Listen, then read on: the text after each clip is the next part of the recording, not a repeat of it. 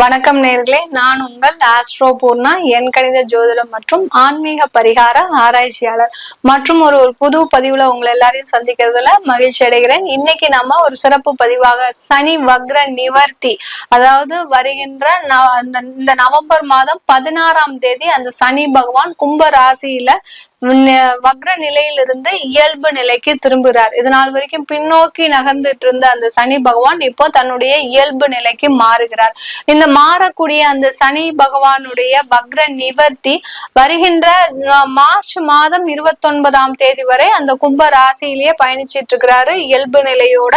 அடுத்து அவர் மீன ராசிக்கு பயணிக்கும் போது அது சனி பயிற்சியாக ஆயிடும். அதனால இது ஒரு 4.5 மாதங்களுக்கு இந்த சனி வக்ர நிவர்த்தி பலன்கள் ஒவ்வொரு ராசி என்பர்களுக்கும் எந்த மாதிரியான ஒரு பலன்களையும் எந்த மாற்றங்களை கொடுக்க போகுது, இந்த காலகட்டத்துல நீங்க செய்ய வேண்டிய சில வழிமுறைகள், இது எல்லாத்தையுமே நம்ம இந்த பதிவுல ஒவ்வொரு ராசி என்பர்களுக்கும் பார்க்க போறோம். இந்த காலகட்டத்துல ஒவ்வொரு ராசி என்பர்களும் நீங்க செய்ய வேண்டிய சில விஷயங்கள் பாத்தீங்கன்னா, நிறைய ஆன்மீக வழிபாடு பண்ணுங்க. ஏன்னா சனி பகவான் வக்ர நிவர்த்தி அடையும் போது அந்த ஆன்மீக வழிபாட்டுல நம்ம எந்த அளவுக்கு அதிகமா ஒரு எண்ணங்கள் இருக்குதோ, ஏன்னா ராசிக்கு தான் நம்ம பலன்களை சொல்றோம். அப்படி இருக்கும்போது அந்த ராசின்றது எண்ணம் சார்ந்த பலன்கள் தான், உங்களுடைய சிந்தனை சார்ந்த பலன்கள் தான். அப்படி இருக்கும்போது அந்த சிந்தனைகளை நீங்க ஒரு ஆன்மீக ரீதியாக செல்லும் போது உங்களுக்கு நிறைய மாற்றங்கள், தடைகள் எல்லாமே நிவர்த்தி ஆகக்கூடிய ஒரு நேரமாக தான் இருக்கும். சனி வக்ர நிவர்த்தி அடையும் போது உங்களுடைய பிரச்சனைகள் இருந்தும் நிவர்த்தி அடையக்கூடிய ஒரு நேரமாக தான் அடுத்து வரக்கூடிய 4.5 மாதங்கள் இருக்க போது. இந்த பதிவினுடைய ஒவ்வொரு பதிவிலையும் பாத்தீங்கன்னா உங்களுக்கு தேவையான சில வழிபாட்டு முறைகளையும் சொல்லியிருப்பேன். அதனால கடைசி வரைக்கும் ஸ்கிப் பண்ணாம பாருங்க. இத உங்களுக்கு இந்த பதிவு உங்களுக்கு ரொம்ப பிடிச்சிருந்ததுன்னா ஃப்ரெண்ட்ஸ் அண்ட் ரிலேட்டிவ்ஸ்க்கு ஷேர் பண்ணுங்க. இந்த சேனல்ல முதல் முறையா பாக்குறீங்கன்னா சப்ஸ்கிரைப் பண்ணிக்கோங்க. பெல் பட்டன்ல ஆல் ஆப்ஷன் சூஸ் பண்ணீங்கன்னா உங்களுக்கு என்னுடைய அடுத்தடுத்த பதிவுகள் நோட்டிபிகேஷனா வந்துட்டு இருக்கும். மகர ராசி என்பர்களுக்கு சனி பகவான் 2ஆம் இடத்துல வக்ர நிவர்த்தி அடைகிறாரு நவம்பர் மாதம் 16ஆம் தேதி. மகர ராசி என்பர்கள் கேட்கக்கூடிய ஒரே கேள்வி, மேடம் எங்களுக்கு 7.5 சனி முடிஞ்சிருச்சா முடியலையா, எப்பதான் முடிய போகுது, சனி பகவான் எப்பதான் போக போறாரு, எங்களுக்கு எப்ப பார்த்தாலுமே ஒரு சனியினுடைய பிரச்சனை ஒரு தீராத பிரச்சனையா இருக்குன்னு தான் சொல்லுவாங்க.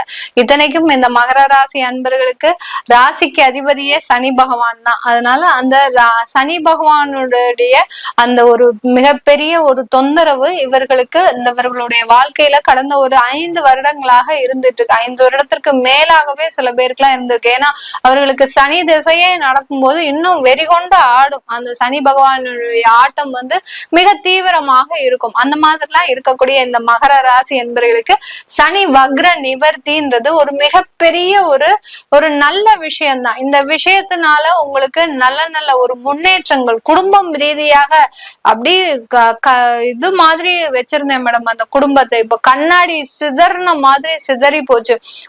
உடைந்த கண்ணாடியே இன்னுமே ஒட்ட வைக்கவே முடியாது, அந்த அளவிற்கு அந்த குடும்பமாகப்பட்டது சிதறி சிதறி என்னுடைய மன வேதனை. நான் அந்த குடும்பத்துக்காக தான் உழைச்சேன். ஆனா அந்த குடும்பமே பாத்தீங்கன்னா இன்னைக்கு அது ஒரு மிகப்பெரிய அளவுல ஒரு பாதிப்பை சந்தித்த ஒரு நபராக தான் இருக்கிறேன் அந்த குடும்பத்திற்காக அப்படின்னு சொல்லக்கூடிய அந்த மகர ராசி என்பர்கள் நிறைய பேர் குடும்பத்தினாலதான் இவர்களுக்கு வலியே ஜாஸ்தி. எங்க போய் இதுக்கு நிவாரணம் தேடுறது, எதை தின்னா பித்தம் தெளியும் அப்படின்ற மாதிரியாக இந்த மகர ராசி என்பர்கள் எதை செய்தா இந்த குடும்பத்துல இருக்கக்கூடிய குழப்பங்களும் பிரச்சனைகளும் தேவையில்லாத ஒரு சண்டை சச்சரவுகளும் தீரும்ன்ற மாதிரி தான் இருக்கிறீங்க.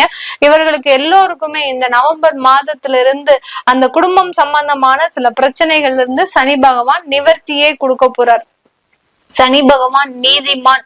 நிறைய மகர ராசி அன்பர்களுக்கு அவர்களுடைய முன்னோர்கள் சாபம் நிறைய பேருக்கு இருக்கு. நான் நிறைய ஒரு ஆய்வு செஞ்சதுல இந்த மகர ராசி அன்பர்களுக்கு பாத்தீங்கன்னா நிறைய பேருக்கு இந்த பரிகாரம், அதாவது ஆன்மீக பரிகாரமாக நம்ம ஆய்வு செய்யும் போது சில ஜாதகத்தை ஆய்வு செய்யும் போது நிறைய மகர ராசி அன்பர்களுக்கு தான் இந்த முன்னோர்களுடைய சாபம் அதிகமா இருக்கு. பெண் சாபம், கர்ப்பிணி சாபம், ஒரு குழந்தையை, அதாவது கர்ப்பமாக இருக்கும் போது அந்த குழந்தையை அழித்த சாபம்.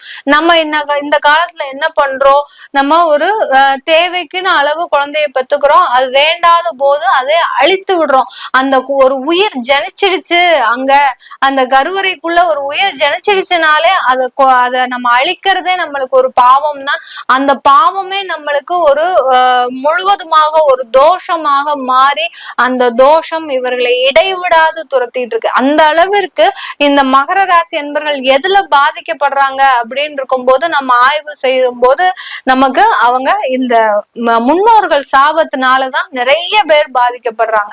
ஏன்னா இவர்களுடைய மூதாதையர்கள், முன்னோர்கள், தாத்தா, பாட்டன், பாட்டி இந்த மாதிரியா அவர்கள் பார்க்கும்போது, கொள்ளு தாத்தா இந்த மாதிரியா அவர்கள் இருக்கும்போது அவர்கள் ஏதோ ஒரு சொத்துக்களை அனுபவிச்சிருக்கலாம். அந்த சொத்துக்கள் யாருக்கிட்டயோ இருந்து வந்திருக்கலாம். அந்த சொத்துக்களை இன்னைக்கு நீங்க அனுபவிச்சுட்டு இருக்கலாம். இப்படி ஏதோ ஒரு விஷயத்துல அந்த முன்னோர்களுடைய சாபம் அதிகரிச்சுட்டே இருக்கு இந்த மகர ராசி என்பவர்களுக்கு. ஏன் மேடம் எங்களுக்கு மட்டும் அதிகரிக்குது, அதனால எங்களுக்கு என்ன பிரச்சனைகள் வரும் அப்படின்னு கேட்டீங்கன்னா, அந்த சனி பகவான் உங்களுடைய ராசிக்கு அதிபதி. அந்த ராசி அதிபதியே உங்களுக்கு அவரு நீதிமானும் கூட. அந்த சனி எப்போ அவர் நம்ம தண்டனை கொடுக்கணும்னு நினைக்கிறாரோ அந்த டயத்துல தண்டனை கொடுத்துருவார். அதற்கு இந்த 7.5 சனி, இந்த தசாபுத்தி காலங்கள்லாம் அதுக்கு ஏதுவாக இருக்கும். இந்த மாதிரியான நேரத்துல இந்த வக்ர நிவர்த்தி காலகட்டத்துல இந்த மகர ராசி என்பவர்களுக்கு அதனுடைய சாபங்கள் குறைவதற்குண்டான நேரம். எப்படி மேடம் அது ஆட்டோமேட்டிக்காவே குறைஞ்சிருமா, எங்களுக்கு இனிமே சாபமே இருக்காதா அப்படின்னு கேட்டீங்கன்னா, நீங்க அதை நோக்கி பயணிக்கக்கூடிய ஒரு நேரம். ஏதோ ஒரு விஷயமா நீங்க தெரிய வந்துடும், உங்களுக்கு இந்த மாதிரியான பிரச்சனைகள் இருக்கு, உங்களுக்கு இந்த மாதிரியான ஒரு சாபங்கள் இருக்கு, இதை நீங்க நிவர்த்தி செய்ய போறீங்க அப்படின்ற மாதிரியான ஏதோ ஒரு விஷயம் மூலமாக. இப்போ நம்ம ஏதாவது நம்மளுக்கு கிடைக்கணும் அப்படின்ற போது அதை நோக்கி அதிகமாக பயணம் செய்யும் போது நமக்கு அதுல இருந்து நிவர்த்தின்றது 100% கிடைக்க போகுது. இப்போ நீங்களே உங்களுக்கு ஏதோ ஒரு கடன் பிரச்சனை இருக்கு, எதனால இவ்வளவு கடன் வந்துச்சு அப்படின்னு தெரியாம முழிச்சிட்டு இருக்கும் போது நீங்க ஏதோ ஒரு ஜோதிடர்கிட்ட பாக்குறீங்க, உங்களுக்கு இந்த மாதிரியான சாபம் இருக்கு அப்படின்னா அதை பரிகாரம் செய்யக்கூடிய, அதை நிவர்த்தி செய்யக்கூடிய ஒரு நேரமாக தான் இந்த 4.5 மாதங்கள் இருக்க போகுது. அப்படி இருக்கும்போது அந்த நிவர்த்தின்றது அந்த சனி பகவான் வக்ர நிவர்த்தி ஆனதுக்கு அப்புறம் உங்களுக்கு கிடைக்க போகுது. வக்ரமாக இருக்கும்போது நீங்க எப்படிப்பட்ட பரிகாரம் செஞ்சாலும் அதுல ஒரு நிவர்த்தின்றதே உங்களுக்கு கிடைக்கவே கிடைக்காது. ஆனா சில திசாபுத்தி காரணமாக உங்களுக்கு சனி பகவான் வக்ரமாகவே இருக்கிறாருன்னா அந்த டயத்துல செஞ்சீங்கன்னா உங்களுக்கு நிவர்த்தின்றது கண்டிப்பா கிடைக்கும் இந்த மகர ராசி என்பவர்களுக்கு. இப்போ இந்த 4.5 மாதங்கள் உங்களுக்கு குடும்பத்துல சில நல்ல வளர்ச்சியான ஒரு அனுபவங்கள், அடுத்து குடும்பம் சம்பந்தமான நிறைய சொத்துக்களை வாங்குவதற்குண்டான ஒரு நேரம். ஏன்னா அந்த சனி பகவானுடைய பார்வை உங்களுடைய 4ஆம் இடத்துல படுது. அதனால சொத்துக்கள் வாங்கக்கூடிய ஒரு நேரம், இழந்த சொத்துக்களை மீட்டெடுக்கக்கூடிய ஒரு நேரம். சில பேர்லாம் பேங்க்ல அடகு வச்சிருப்பீங்க உங்களுடைய பத்திரத்தை, அதெல்லாம் மீட்டெடுக்க முடியுமா அப்படின்ற ஒரு பயம் உங்களுக்கு இருந்துகிட்டே இருக்கு. கண்டிப்பா உங்களுக்கு அதெல்லாம் மீட்டெடுக்கக்கூடிய ஒரு நேரமாக தான் இந்த சனியினுடைய பார்வை உங்களுக்கு இந்த 4.5 மாதங்கள் கிடைக்க போகுது. ஏன்னா அடுத்து அவர் 3ஆம் இடத்தை நோக்கி பயணிக்கிறதுனால கண்டிப்பா நீங்க எல்லா பிரச்சனையில் இருந்தும் மகர ராசி என்பர்கள் ரிலீவ் ஆகக்கூடிய ஒரு நேரம். உத்திராடம் நட்சத்திர அன்பர்கள், இந்த ராசியில இருக்கக்கூடிய உத்திராடம் நட்சத்திர அன்பர்கள் வேலை சம்பந்தமாக ஒரு இடமாற்றம் அடைவதற்கு உண்டான ஒரு நேரம். என்னடா இது எங்களுக்கு இப்பதான் மேடம் நான் ஒரு இடமாற்றம் அமைஞ்சு வந்திருக்கிறேன் அப்படின்னு நினைக்கிறவங்களுக்கு மீண்டும் ஒரு இடமாற்றம் வந்தாலும் அதை கொஞ்சம் தயவு செய்து அக்செப்ட் பண்ணிக்கோங்க. ஏன்னா இடமாற்றத்தின் மூலமாக தான் உங்களுக்கு ஒரு டெவலப்மெண்ட்ன்றது காத்துட்டு இருக்குது. அடுத்து பாத்தீங்கன்னா உத்திராடம் நட்சத்திரங்களுக்கு அன்பர்களுக்கு அடுத்து திருவோணம் நட்சத்திர அன்பர்கள், இந்த காலகட்டம் இந்த சனி வக்ர நிவர்த்தி காலகட்டத்துல இந்த திருவோணம் நட்சத்திர அன்பர்களுக்கு வெளிநாட்டு பயணங்கள் அதிகமாக இருக்கும்.